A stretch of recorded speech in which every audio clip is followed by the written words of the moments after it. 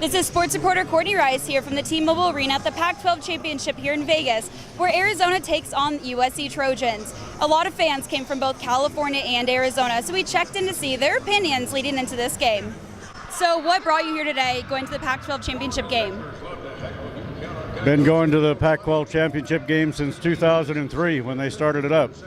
So with this being hopefully the second straight Pac-12 championship, is there any motivation that you think the players are going to have going into this game to get a second? No, they've got all the motivation in the world to get first, and I think that's where they're going to be.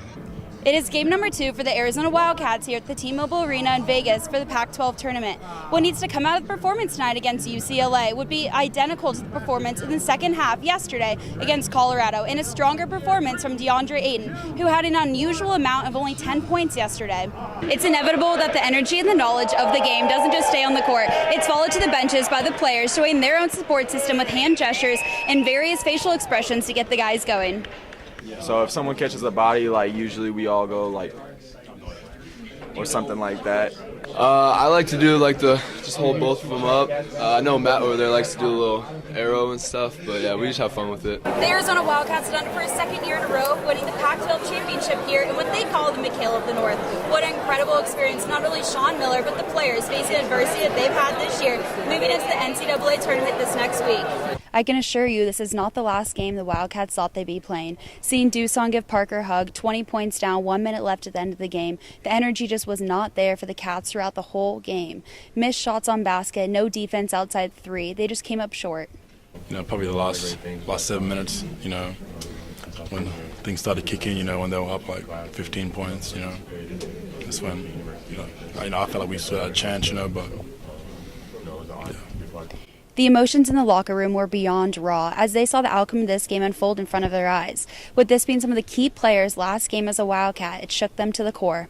So tonight, the ultimate outcome ended up being the offense for Arizona Wildcats, and ultimately what that might have been stemmed from is the quarterback. So Brandon Dawkins started and played most of the game, but Khalil Tate came in, and that might have been because Dawkins was injured or just wasn't performing the way that Rich Rod wanted him to be. An interception by freshman linebacker Colin Schooler to get the ball back in Arizona hands to put away the win.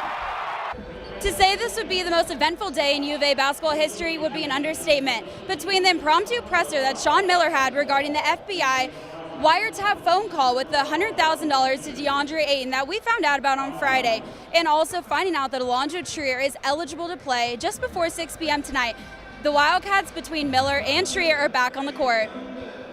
As Arizona takes on Cal on Saturday and leads into the Pac-12 tournament next week, they are in great hands as their head coach and one of their top scorers are back in action. For my final time here in McHale, this is UATV3 sports reporter Courtney Rice. Here at McHale, this is Courtney Rice for UATV3 Sports. This is the first time we are seeing all of the new players, red shirts, and transfers playing for the first time here in McHale. Leaping over double-stack players, taking rebounds off the backboard for a dunk, and Alonzo's dunk on Doosan were just a few of the team's highlights of the night.